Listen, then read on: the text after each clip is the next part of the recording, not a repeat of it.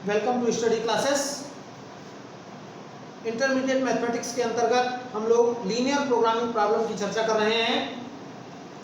इसके पहले सेशन में हमने एक प्रश्न की चर्चा की थी, जहां पर उस प्रश्न की सहायता से हमने प्रॉब्लम का हल सीखा कि हल कैसे ज्ञात होगा।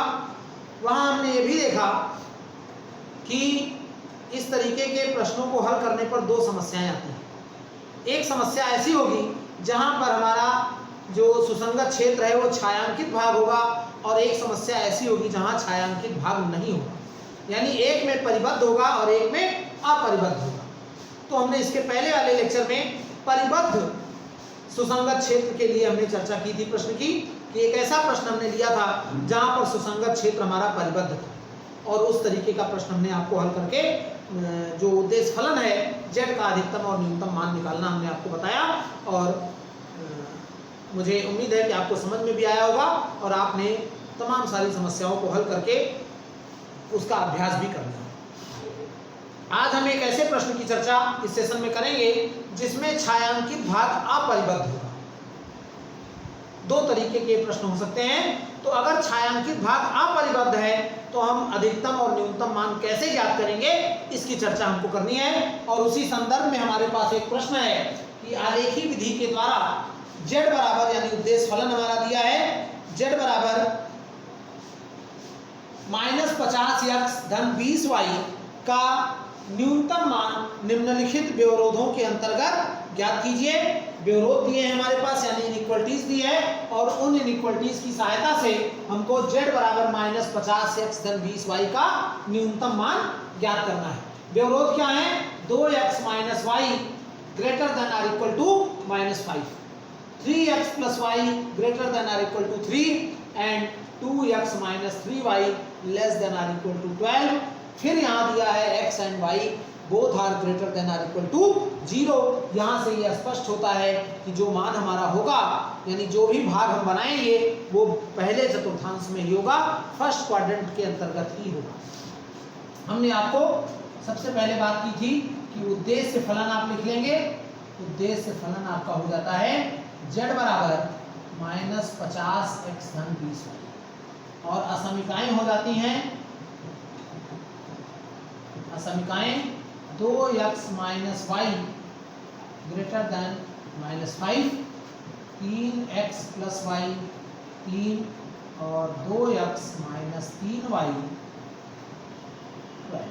ये पहली, ये दूसरी, ये तीसरी, और x और y दोनों का मान 0 से बड़ा है, 0 के। संगत समीकरण हमने कहा था कि आप अब संगत समीकरण लिखें। संगत समीकरण क्या होंगे?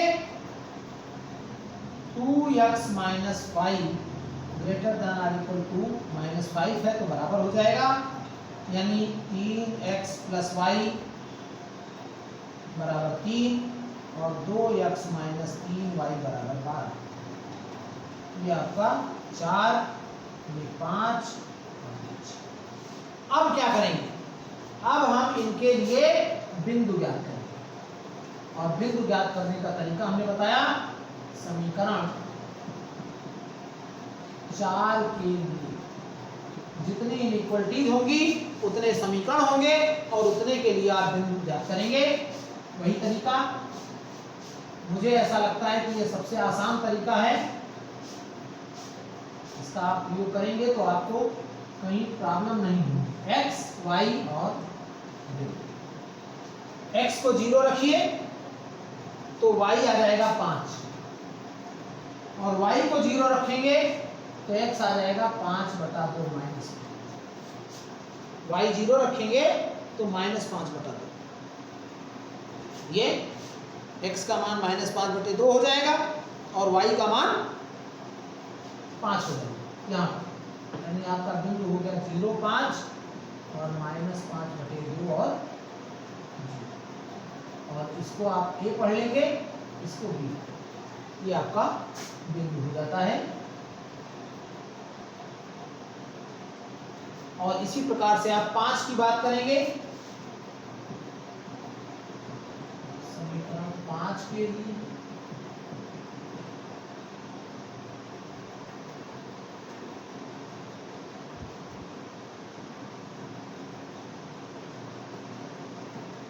एक्स वाई और एक्स रखेंगे 0 तो वाई 3 आएगा, और वाई 0 रखेंगे तो एक्स 1 आएगा, यानी 1 0 और 0, ये आपका सी हो गया और बी।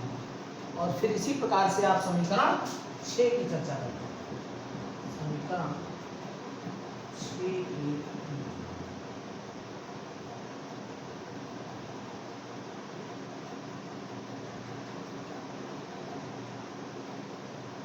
हो जाएगा x y और बिंदु x 0 तो y -4 है, और y 0 तो x 6 आएगा, यानी 6 0 और 0 -4, ये हो गया e और ये हो गया f। और इस प्रकार से हमारे पास सभी बिंदु ज्ञात हो जाते हैं। अब हमको इनका ग्राफ खींचना है, और ग्राफ खींचने के लिए पहला चतुर्थांश आप बड़ा बनाएंगे, और ये आपका y हो गया, x हो जाएगा x डैश 0 5, यानी हमको अधिकतम x पर 6 चाहिए, x पर अधिकतम हमको 6 चाहिए, तो 1 2 3 4 5 6, और y पर हमको अधिकतम 5 चाहिए। इन बिंदुओं की सहायता से हम देख लेंगे, 1 2 3 4 और 5, ये हमारा y हो गया। अब हम एक एक बिंदु देखते हैं। 0 5, 0 5 माने ये a हो गया, और -5/2, 5/2 माने 2.5, 1 2 2.5 यहाँ कहीं, और इनको हम इस तरीके से मिला देंगे और आगे भी बढ़ा देंगे। आगे बढ़ाना इसलिए आवश्यक है क्योंकि यहाँ से लिखा हुआ है x y ≥ 0, यानी पहले चतुर्थांश में ही है, तो हमको इन चतुर्थांशों की कोई जरूरत नहीं है। लेकिन हमने जो तरीका बताया उसमें आपको बिंदु यहाँ मिल रहा है, इसलिए आप इसकी सहायता से ग्राफ को खींचेंगे।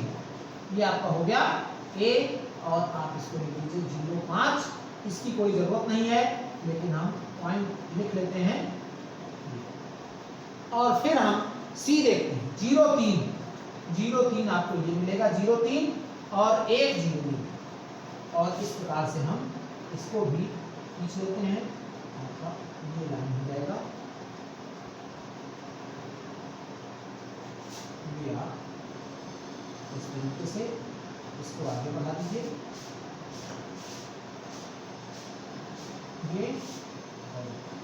ये आपका C हो जाएगा, और पॉइंट है 0 3, और ये आपका हो गया D 1 E 0 -4, 0 -4 इस पर 1 2 3 4, और 6 0, 6 माने यही पॉइंट, तो ये हमारा इस तरीके से हो जाता है।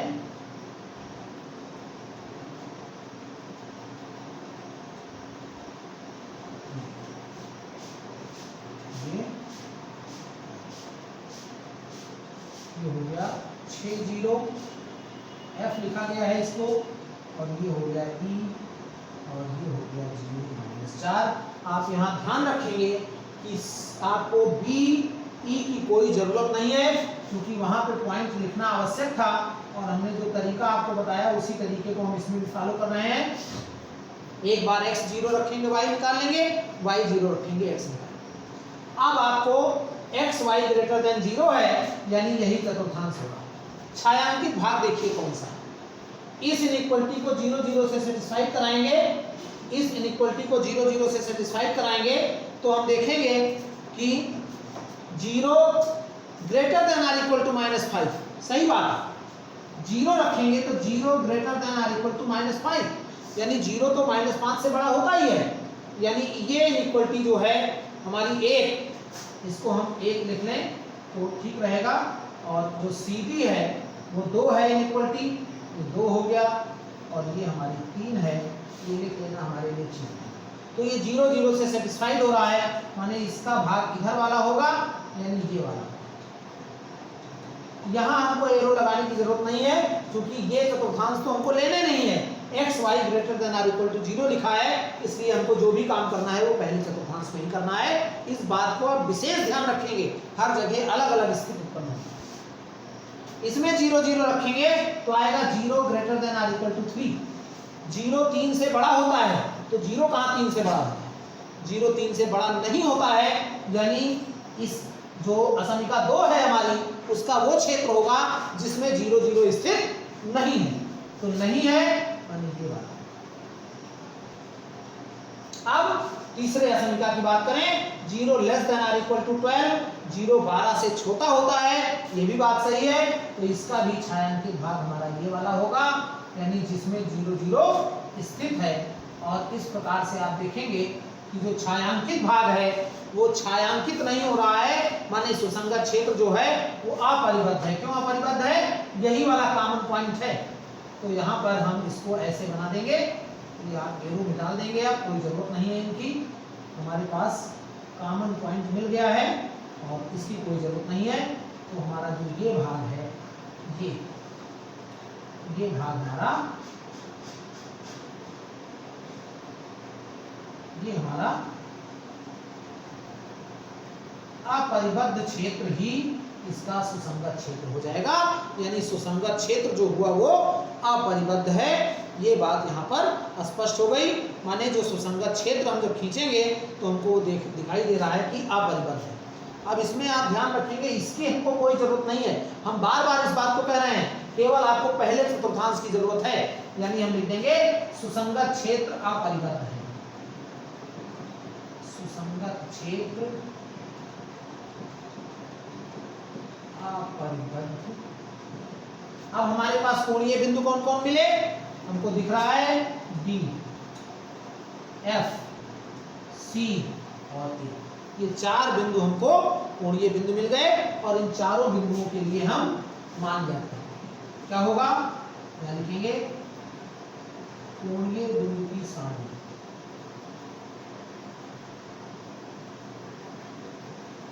क्या होगी? इसी प्रकार से यहाँ लिखेंगे कोणीय बिंदु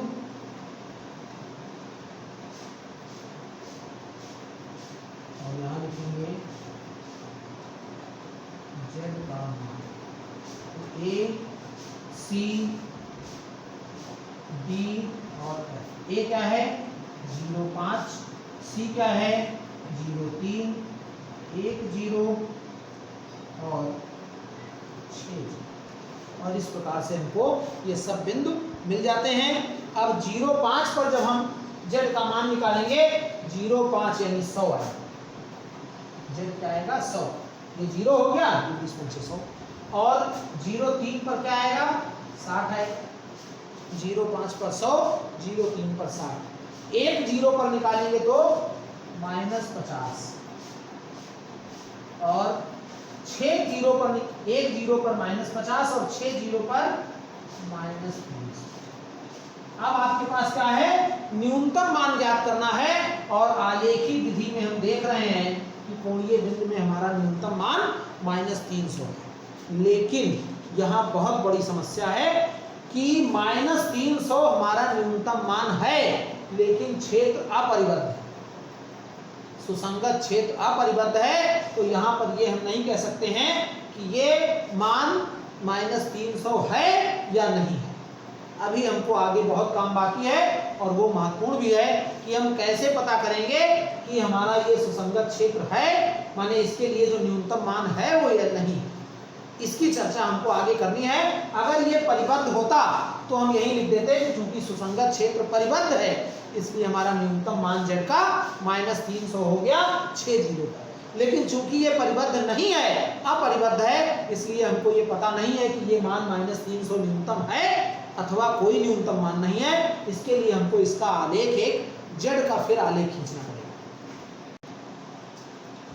तो हमारे पास यहाँ ये स्पष्ट हो रहा है कि कोई भी परिबद्ध भाग हमको सुसंगत क्षेत्र में नहीं मिला है। और परिबद्ध नहीं मिला है इसलिए हमको, अगर ये परिबद्ध मिला होता तो हम लिख देते क्योंकि सुसंगत क्षेत्र परिबद्ध है इसलिए z का न्यूनतम मान बिंदु 6 0 पर -300 होगा। लेकिन चूंकि परिबद्ध नहीं है, अपरिबद्ध है, सुसंगत क्षेत्र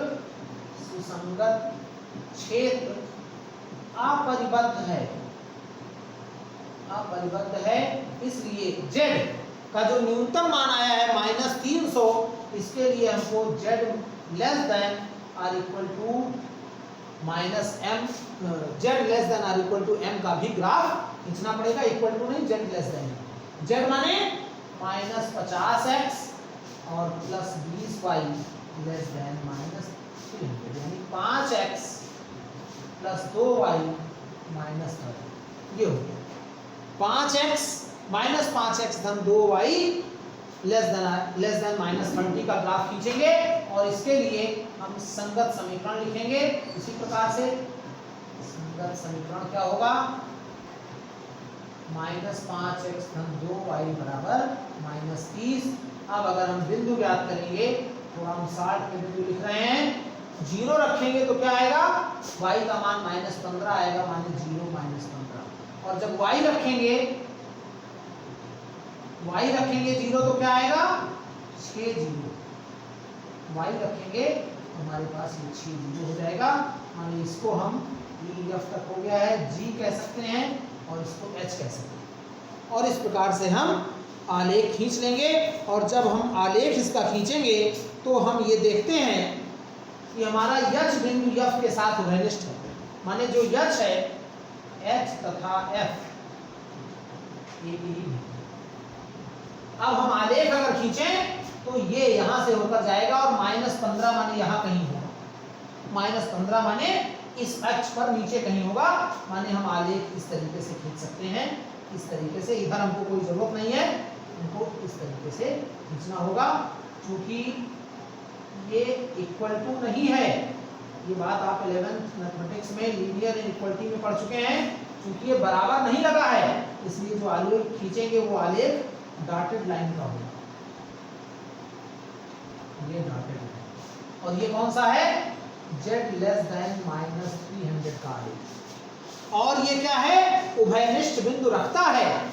जो आलेख खींचा गया वो इस अपरिबद्ध क्षेत्र में स्थित है, यानी इसके बिंदु इस अपरिबद्ध क्षेत्र में उभयनिष्ठ हैं, और चूंकि उभयनिष्ठ बिंदु हैं इसलिए z का कोई भी न्यूनतम मान नहीं होगा, माने जो न्यूनतम मान हमने -300 निकाला था वो इसका न्यूनतम मान नहीं होगा। यानी हम देखते हैं इस प्रकार z लेस देन -300 का आलेख अपरिबद्ध क्षेत्र में उभयनिष्ठ बिंदु रखता है, या सुसंगत क्षेत्र में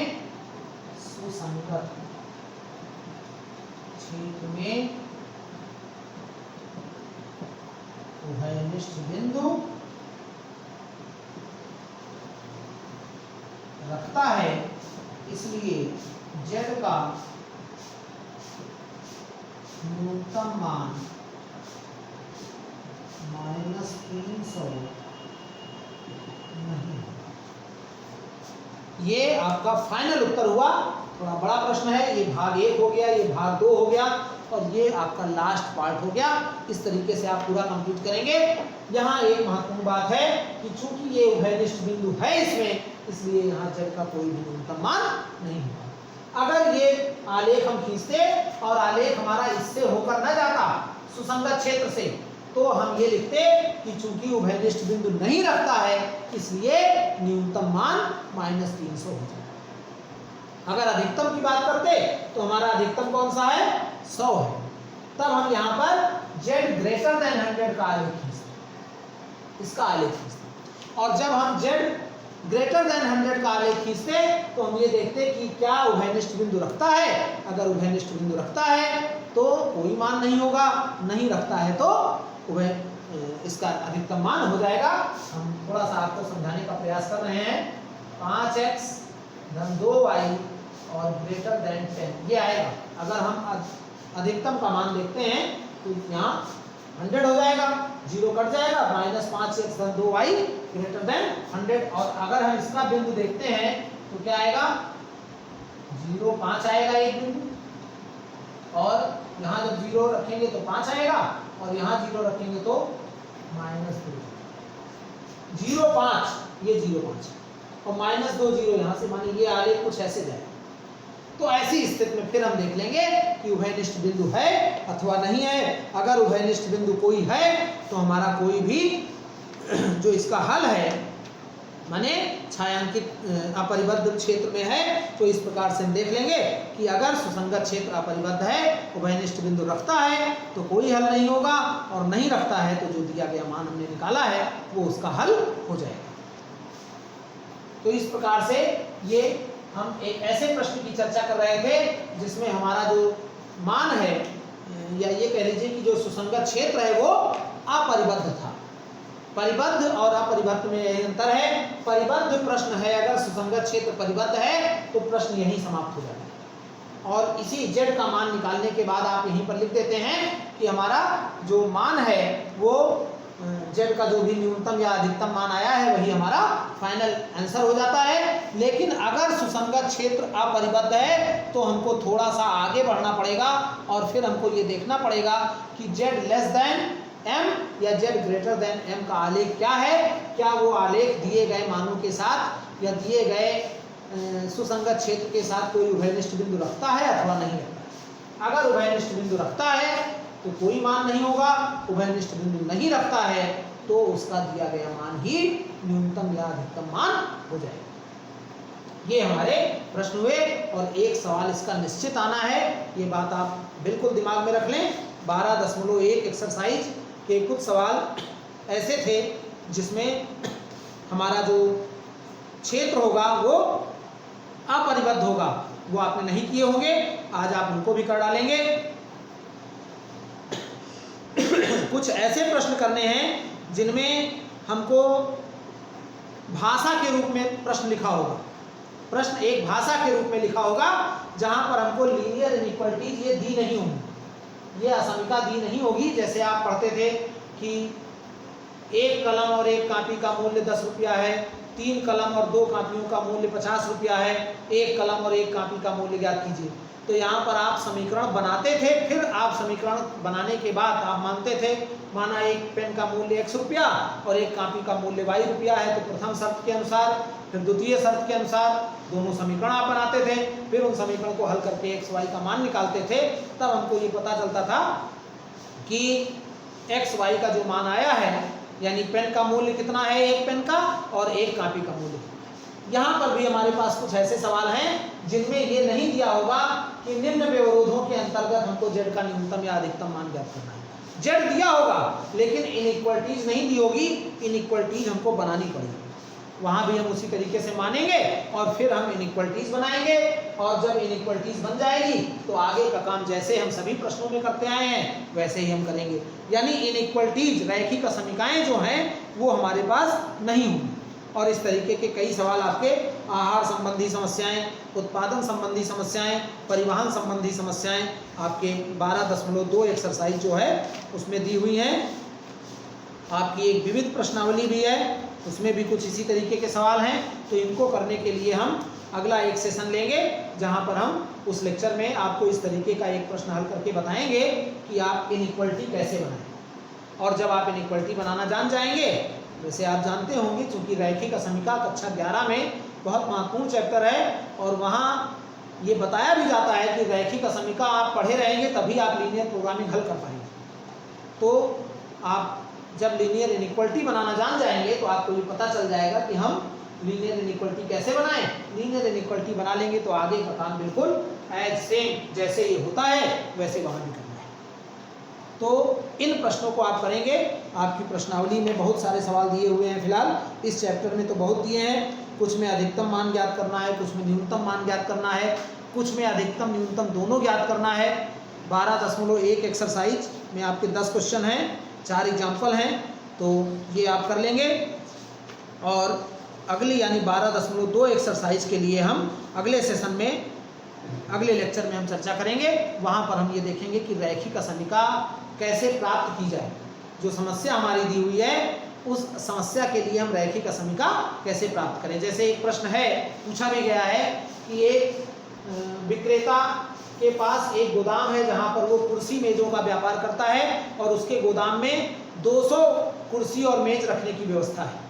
तो 200 रखने की व्यवस्था है तो वो 300 तो खरीद के लाएगा नहीं, यानी x कुर्सी और y मेज खरीद के लाता है तो x धन y का मान क्या होगा, 200 से छोटा या 200 के बराबर होगा, क्योंकि अगर वो 205 खरीद लाएगा तो रखेगा कहाँ। और एक कुर्सी और एक मेज का दाम दिया हुआ है कि 50 रुपए की एक कुर्सी है और 100 रुपए की एक मेज है, तो 50x धन 100y। लागत उसके पास 2 लाख रुपया है तो 50x धन 100y less than or equal to 1 lakh, क्योंकि 1 लाख से ज़्यादा तो लगाएगा नहीं जब 1 लाख रुपया है, तो less than or equal to. और एक कुर्सी पर उसको 10 रुपया और एक मेज पर 15 रुपया मिलता है, तो आपका जो उद्देश्य फलन हो गया वो 10x धन 15y हो गया। इस तरीके से हम चर्चा करेंगे, तो हम आपको पूरा डिस्क्रिप्शन देंगे कि कैसे हम इस प्रश्न के लिए लीनियर इनइक्वालिटीज फाइंड करें और फिर हम कैसे उस पर आगे चर्चा करें, आगे हम कैसे बढ़ें, अधिकतम मान कैसे ज्ञात करें। तो हमारे चैनल पर आप बने रहिए। अगर आपने हमारे channel study classes bye Ajay Mehrotra को अभी तक सब्सक्राइब नहीं किया है तो चैनल को सब्सक्राइब करिए, बेल आइकन को प्रेस कर दीजिए। ऑल सेलेक्ट करने पर आपको इसके सभी वीडियोस के नोटिफिकेशन, जो भी हम वीडियो यहाँ अपलोड करेंगे उनके नोटिफिकेशन आपको मिलते रहेंगे और आप उनका लाभ लेकर अपना सिलेबस अच्छे से तैयार कर सकेंगे, अपनी परीक्षा की बेहतर तैयारी कर सकेंगे और परीक्षा में आप अच्छा स्कोर कर पाएंगे। आप हमसे टेलीग्राम पर भी जुड़ सकते हैं। टेलीग्राम का लिंक होगा study_classes_अजय_मेहरोत्रा। इस लिंक को फॉलो करके आप हमसे टेलीग्राम पर भी जुड़ सकते हैं। आप हमारे वीडियो को पूरा देखेंगे तभी आपको कॉन्सेप्ट क्लियर होगा। मैथमेटिक्स के लिए एक एक कॉन्सेप्ट अगर आपको नहीं क्लियर हो रहा है तो आप क्वेश्चन नहीं कर पाएंगे। ये क्वेश्चन बहुत कठिन लगते हैं लोगों को, जबकि मुझे लगता है कि ये चैप्टर सबसे आसान चैप्टर है। इसमें कुछ करना नहीं है, फ्री का नंबर मिलना है। केवल आपको तरीका पता हो कि हम कैसे स्टेप बाय स्टेप आगे बढ़ें तो हम आसानी से कर लेंगे और आपको बहुत अच्छा स्कोर कर पाएंगे। आप 8 नंबर का एक सवाल आना है इससे। तो हमारे चैनल पर आप बने रहिए, वीडियो को पूरा देखें और लाइक और शेयर अधिक से अधिक करें। आपका लाइक और शेयर बहुत महत्वपूर्ण है। जब आप वीडियो को शेयर करते हैं, ज़्यादा से ज़्यादा लोगों को पहुँचता है तो उत्साहवर्धन भी होता है। प्रोत्साहित होकर हम आपको और अच्छा कंटेंट अवेलेबल कराने का प्रयास करते हैं। पूरा कंटेंट हम अवेलेबल करा रहे हैं। आपका सिलेबस लगभग खत्म पर है, 2 चैप्टर और बचे हैं, उसमें एक ये है, इसके बाद एक लास्ट चैप्टर और बचेगा, इसकी चर्चा भी हम करेंगे। फिर हम आपको प्रैक्टिस कराएंगे, कुछ अभ्यास के प्रश्न, कुछ महत्वपूर्ण प्रश्नों की श्रृंखला प्रस्तुत करेंगे। हमारे चैनल पर आप बने रहिए। धन्यवाद।